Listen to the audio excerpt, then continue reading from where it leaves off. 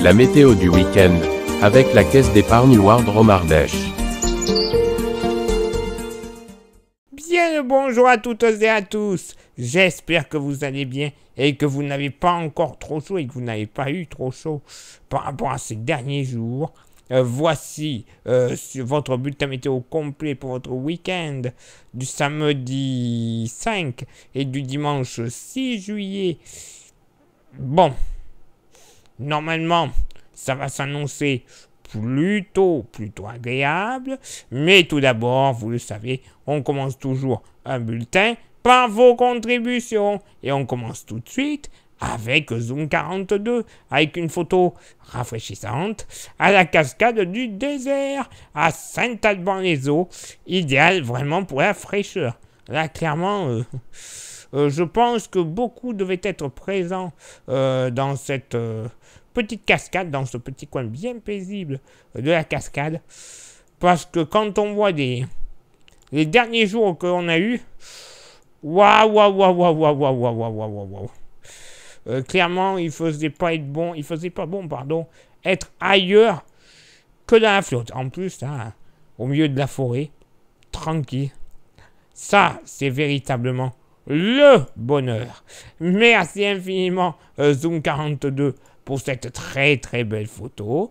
Ensuite, nous partons du côté de Écoté, au vieil Écoté, grâce à Agnès Kemp, qui nous partage une petite histoire sur le vieil Écoté, village qui est situé à la confluence de deux rivières. Voilà pourquoi il y a deux arches. Le Cotaillé et le Bouchat, qui est parfois appelé le Chavaran, voilà, ça dépend. Les deux se rejoignent sous ce pont de pierre et formant une autre rivière qui se nomme le Moin. On aurait pu en prendre un peu plus. Ça forme le Moin qui est en contrebas de ce village. Et ce joli petit pont de pierre est magnifique. Bon, on voit que le niveau des deux ruisseaux, ça pourrait être un peu mieux. Mais après ce qu'on a eu comme période de sec et de chaud, on peut peut-être pas demander mieux quand même. Merci Agnès pour le partage de cette jolie photo. Pardon, je bafouille.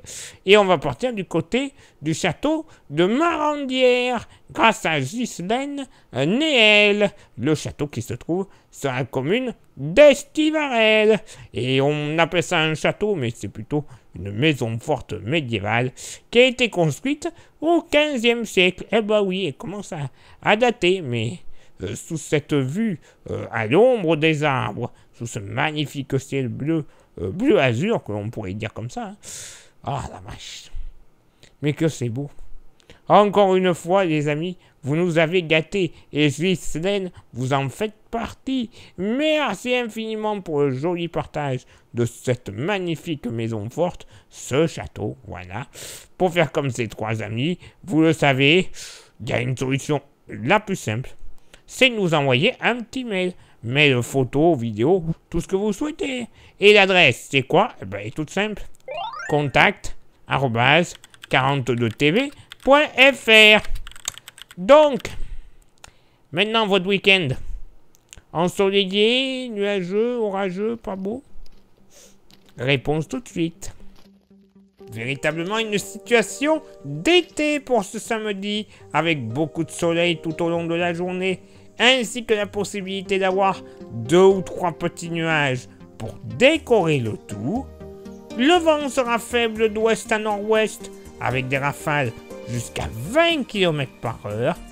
Le mercure sera en hausse par rapport à la fin de semaine, avec une moyenne à 30 degrés. Une situation un petit peu plus compliquée pour cette journée dominicale, avec généralement des nuages assez joufflus qui pourront donner notamment jusqu'en début d'après-midi quelques toutes petites averses très ponctuellement orageuses, mais on devrait quand même connaître de belles périodes ensoleillées avec même de plus franches éclaircies qui devraient revenir pour la soirée. Concernant le vent, il sera généralement modéré d'ouest à nord-ouest, avec des rafales entre 30 et 35 km/h, mais qui pourront souffler jusqu'à 50 km/h près du massif du Forêt. Le mercure va quant à lui bien baisser par rapport à ce samedi, avec seulement une moyenne à 24 degrés. Bon, un week-end, on va dire dans la normale, clairement. Ça pourrait être beaucoup mieux. Mais bon, on va pas demander le diable, hein. Clairement, on va prendre ce que l'on a et puis c'est tout. Hein, voilà. Place maintenant à votre éphéméride.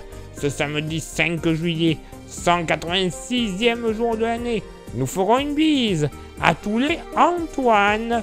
D'ailleurs, je crois que c'est le saint patron des objets perdus. Voilà, vous me direz ça en commentaire.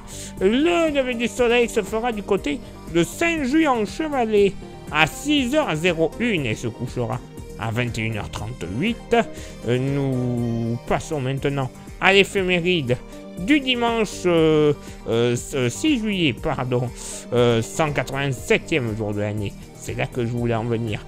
Nous ferons une bise à toutes les Mariettes ainsi que les Nolwenn. Tiens, je sens qu'on va boire du chouchen bientôt. Oh la vache. Le lever du soleil se fera du côté de Pouilly-les-Feurs à 6h tout pile et se couchera à 21h35. Et j'ai un petit dicton qui, j'espère, ne va pas se réaliser pour beaucoup d'entre nous dans la Loire, mais également en France. Cela va de soi. Jamais en juillet, sécheresse n'a causé la moindre détresse. Bon. Eh bien, on va prier, on va croiser les doigts, on va faire tout ce que vous souhaitez pour qu'on n'ait pas de sécheresse au mois de juillet. Parce qu'on a vu ce que ça a donné il y a quelques années maintenant. Ça a commencé, je crois, au mois de juillet 2022, si je dis pas de bêtises. Même peut-être 2021. Et on a eu une belle sécheresse qui a duré dans la Loire pendant quelques temps. Donc, croisons les doigts. Allez, il est là maintenant pour moi de m'éclipser, de vous souhaiter une excellente journée, un très bon week-end par avance. Et on se donne rendez-vous, évidemment, même lieu, même heure, la semaine prochaine, pour le prochain bulletin. Ciao, bye bye.